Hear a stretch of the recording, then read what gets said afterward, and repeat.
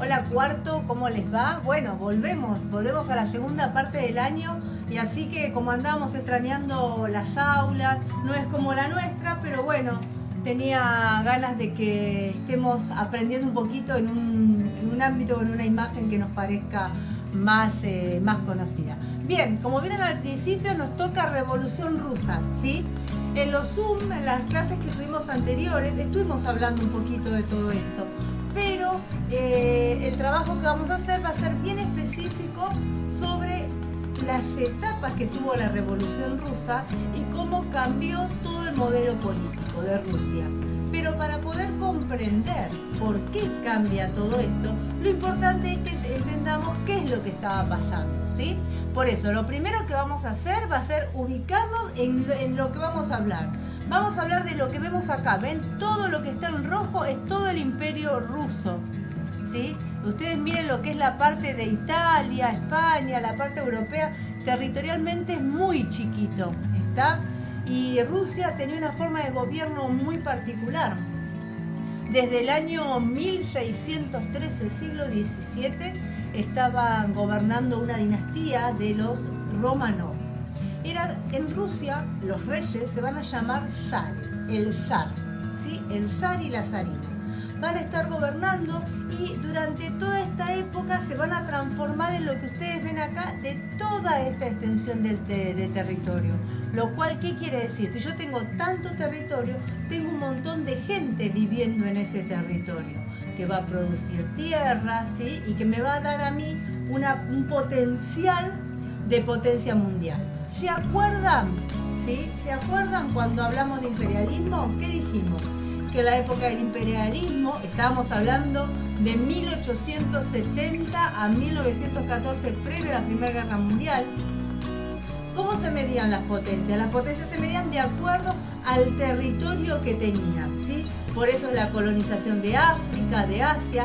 Imagínense lo que era Rusia a comparación de las otras potencias, cuando ya desde 2 siglos antes tenía esta extensión territorial. Entonces, ¿cómo había llegado Rusia a esto? La hizo por conquistas de tierra, ¿sí? Por ir ganando territorio. Pero, a diferencia de todo lo que había en Europa, va a ser que la característica que vamos a tener en Rusia va a ser muy diferente, ¿sí? Miren estas imágenes. Estos son los campesinos rusos, ¿sí? Mucho más adelante, estos campesinos que estamos viendo son de la época previa a la Primera Guerra Mundial. Imagínense cómo vivían entonces los del año 1600, 1700. Trabajaban en fábricas que tenían condiciones totalmente inhumanas. Como ven en la foto chiquitita, vivían todos como en unos galpones, ¿no? Donde vivían todos juntos. Había muy poca higiene, muy poca comida, había tantas enfermedades e infecciones. ¿Por qué? Porque la contaminación que había, como la ventilación era muy mala, ¿no? Todo eso se juntaba y la mortalidad infantil era de un 25%. El 25% de los chicos que nacían fallecían, ¿sí? Y la expectativa de vida, por más que ustedes en la foto más grande parece que el hombre de barba fuera muy grande, las mujeres, no llegaban a los 50 años. ¿Se entiende? Entonces había una problemática muy grande. Después el tema era la alimentación. Toda esta gente, cuando Europa estaba ya en plena industrialización, en plena camino a ser grandes potencias, ellos se seguían alimentando con todos cereales, ¿no? Y era muy, muy difícil. Otra cosa muy importante era que la gran parte de la población vivía en servidumbre. ¿Se acuerdan quiénes eran los siervos? ¿Sí? Una cosa es ser campesino. El campesino es un hombre libre, es un hombre que puede, es un hombre libre y es un hombre que puede tener la propiedad de la tierra, que la puede trabajar. Pero el siervo venía a ser como una especie de esclavo que está atado a una tierra, a un dueño, y por lo tanto no tenía capacidades, no tenía capacidad ni de elegir, ni de decir, bueno, este trabajo no me gusta más, me voy a hacer otra cosa, ¿sí? En esta estructura de Rusia, que es donde va a estallar toda la revolución, ¿no? Yo quiero que entendamos bien que todo esto que yo les estoy contando pasa en paralelo cuando todo el resto de Europa se está transformando en potencia, están haciendo barcos, están haciendo armas, están haciendo los tanques. Rusia sigue en todo esto que es atrasadísimo, ¿sí? Eso es lo importante de entender. ¿Se acuerdan que siempre les digo que para poder comprender qué es lo que estaba pasando tenemos que tratar de ponernos en la cabeza de la gente de ese momento? Sí, también en Rusia había una clase media, por supuesto, una clase media que se dedicaban, media existía, pero no en gran cantidad, eran comerciantes, vivían en las ciudades, eran que tenían también sus ideas, que tenían ciertos contactos comerciales, entonces sabían que existía otro mundo aparte de eso, y también existía la clase alta.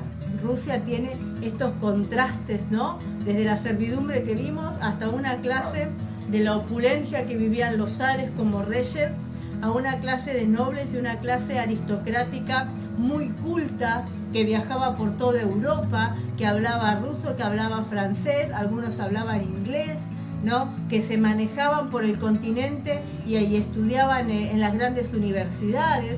Por lo tanto, también lo que veían que su país era como una burbuja atrasada, ¿sí? Y este va a ser el gran problema, ¿no? Que estos intelectuales, la gente que viajaba, que pertenecían a las familias muy importantes, se van a dar cuenta que el país de ellos estaba muy atrasado, ¿sí? Importante ahora. Para 1894 va a aparecer la figura que va a ser el protagonista de esta revolución rusa. ¿Quién va a ser? Lo tenemos ahí, el zar Nicolás II y su esposa que va a ser la zarina Alejandra, ¿sí?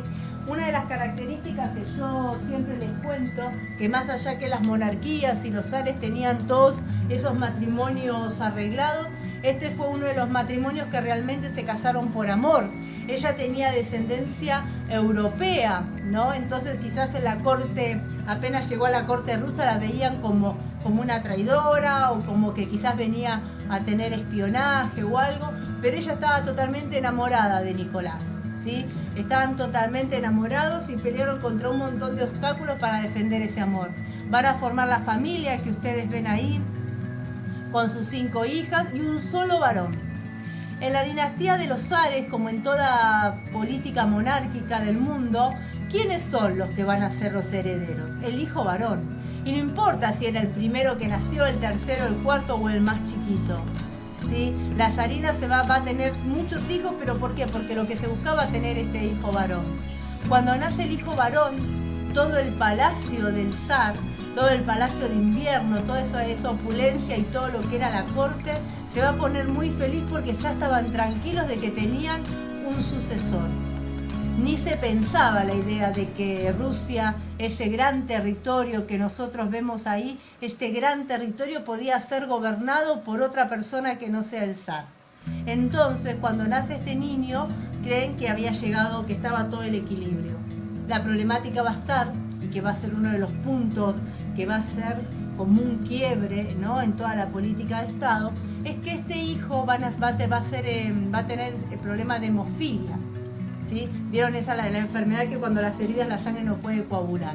Entonces no se crió como cualquier chico que corría o las hermanas que corrían. Siempre estaba muy cuidado, siempre estaba muy débil. Entonces encima si se lastimaba sangraba y no le cortaba, no se terminaba la hemorragia y siempre tenía problemas de bronquios. Entonces decían, encima que la zarina solo nos dio un hijo varón, este está enfermo y se va a morir en cualquier momento.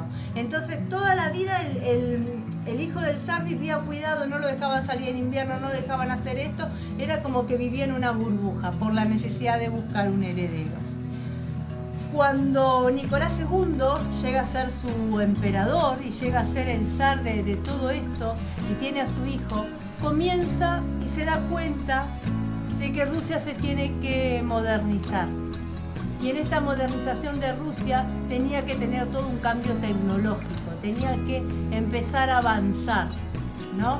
Una de las primeras cosas que se hace, que es la foto que vemos acá, es el tren transiberiano, que va a lograr y y que va a tratar y que va a conectar desde esta parte de Rusia hasta la parte más extrema de conquistar toda la parte de Siberia. En este tema del zar, el tren, es lo que yo les contaba, que en algunas clases se los dije, que esta sociedad de campesinos, esta sociedad rusa, era analfabeta, el 80% de las personas eran analfabetas, solamente la clase alta ilustrada, la que podía hablar en varios idiomas y podía estudiar por el mundo, cuestionaba esto, pero el zar era creído como el dios. Era el dios que estaba en la tierra, ¿no? Y que la divinidad lo había puesto para cuidarlos, para protegerlos durante toda su vida. Se cuenta que en esta gran construcción de los rieles, cada vez que pasaba el tren transiberiano y se sabía que el zar iba a ir, todos los campesinos salían de sus campos e iban a darle beso a los rieles porque había pasado el zar, era como que había pasado el dios, ¿sí? Entonces, dentro de la sociedad rusa tenemos toda esta dicotomía, ¿no? Que se enfrenta, que es por un lado este zar, que por casi el 80% de su población que vive en los campos y que son siervos, considera que tiene que estar, que lo veneran como un dios. Y el 20% de su población, que es esta élite ilustrada, que viaja por el mundo, que le plantea, a ver, nosotros no podemos plantearnos a negociar con potencias extranjeras teniendo todo este nivel de atraso. Pero para esa construcción del tren transiberiano se habían pedido capitales extranjeros, franceses, ingleses, por lo cual Rusia entraba en alianza con estos países. ¿A qué? Vamos para atrás otra vez a las clases anteriores. Es importante para entender todo esto el tema del sistema de alianzas, ¿sí? Rusia va a ser aliado de Inglaterra y de Francia, ¿sí? Por eso va a entrar en la Primera Guerra Mundial. ¿Está? Cuando comienza la Primera Guerra Mundial ya estuvimos viendo qué es lo que pasaba, qué no, qué es lo que aportaba Rusia. Rusia les va a aportar el capital de hombres, ¿sí? Uno de los grandes fracasos que va a tener Nicolás II y que va a empezar a marcar los problemas es no solo la Primera Guerra Mundial, sino en 1904 él quería ser un gran estratega. Él tenía esa mentalidad. ¿Por qué? Porque el zar era apoyado por la iglesia, por el poder del clero, por los cleros y por la economía y por los grandes terratenientes y por el sector del ejército. Y él quería hacer una gran campaña. Y empieza una guerra con Japón, la guerra ruso-japonesa 1904-1905, en la que pierde, obviamente, por la región de Manchuria. Esto va a marcar una derrota muy fuerte. 1 millón de hombres va a perder el imperio ruso, ¿sí? Y esto va a marcar una crisis económica, una crisis del campo, una rebelión de toda esta élite, ¿no? De toda esta élite política, aristocrática, que más allá de que entre todos ellos pensaban muy diferente, el punto que tenían en común era que tenían que sacar al zar, que ese modelo político no funcionaba más. En todas estas decisiones, comienza la Primera Guerra Mundial, 1914, 1915, 1916, empieza toda esta locura europea. Rusia, con este atraso, trata de seguir la guerra y aparece alguien muy importante y muy famoso, Rasputín. ¿Quién va a ser Rasputín? Rasputín se va a convertir en un asesor del zar.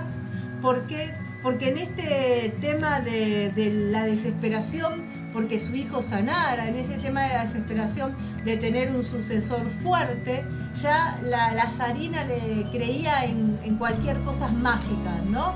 Y Rasputín, que había sido echado de una aldea, llega al imperio diciendo que tenía al Palacio de Invierno la solución a la medicación para sanar a su hijo.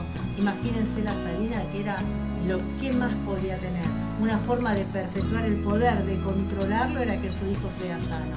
Y Rasputín se va a transformar en un asesor que empezó a tener mucho poder, que empezó a influenciar mucho sobre la zarina, que empezó a influenciar mucho sobre el zar, ¿no? En esta cosa maquiavélica de buscar soluciones mágicas, de querer establecer cada vez más su poder, va a contribuir a la caída del zar también, ¿sí? Vamos a tener, como les contaba hace un ratito, todos estos problemas, esta sociedad, vuelvan a ver esta sociedad de lo que tenemos ahí, y después vamos a tener la revolución en sí. ¿Por qué va a estallar la revolución? La revolución va a estallar porque esa estructura política del zar no se puede soportar.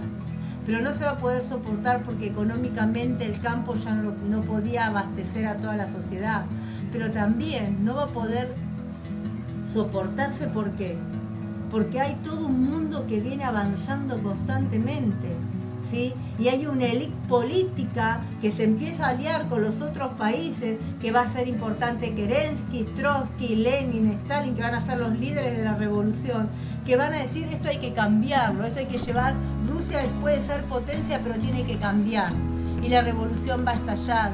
Van a ver ustedes que van a tener el Domingo Sangriento en 1905, van a tener muchos hechos que van a ir estudiando después durante el trabajo, pero lo importante es esto, que entendamos cuál es la estructura política, social y de la mentalidad que tenía Rusia, cómo funcionaba el zar, los problemas dentro de la vida del zar, ¿sí? Cuando estalla la revolución, una de las medidas que se toman, muy parecido a cuando se termina el absolutismo en Francia, que es asesinar a toda la familia Romanov, ¿sí? Toda la familia Romanov es asesinada porque la revolución, estos nuevos líderes entendían que la única manera de terminar con esta idea del poder del zar era terminando físicamente con esto también, ¿sí? Entonces va a estallar la revolución. La primera medida, tratan primero de acordar con el zar, pero el zar no va a querer negociar. Termina con la muerte del zar y toda su familia.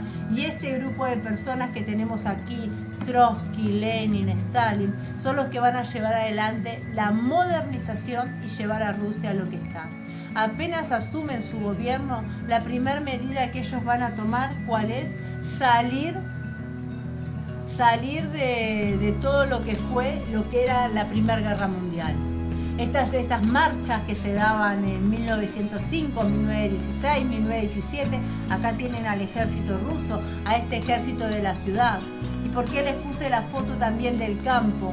Porque esta revolución y este cambio y estos cambios políticos, económicos, de insertarse en una economía mundial, van a estar dados en el centro de Moscú, ¿sí? Van a estar dados en el centro, en esta parte donde dice Rusia.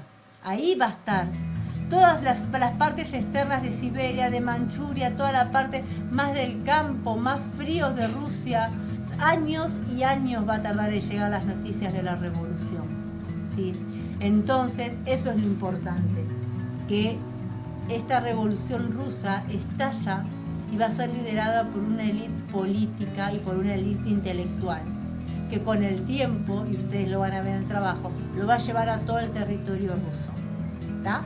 Pero bueno, esto es por ahora, y si no ya se me va a hacer muy largo. Quería que les quedara un poquito claro todo el tema de lo que fue lo previo a la Revolución Rusa. Está en el trabajo, tienen el material, tienen las preguntas, así que bueno, empezamos la segunda parte del año, estamos acá desde el aula. La idea es que nos pongamos las pilas, activamos el cerebro, nos ponemos a trabajar. Y dentro de poquito ya les voy a mandar los enlaces de cuándo vamos a tener nuestra próxima clase por Zoom o por videollamada, a ver cómo arreglamos. Y bueno, a ponerse a trabajar. Así que besos, gente de cuarto, y nos vemos pronto. Chau, chau.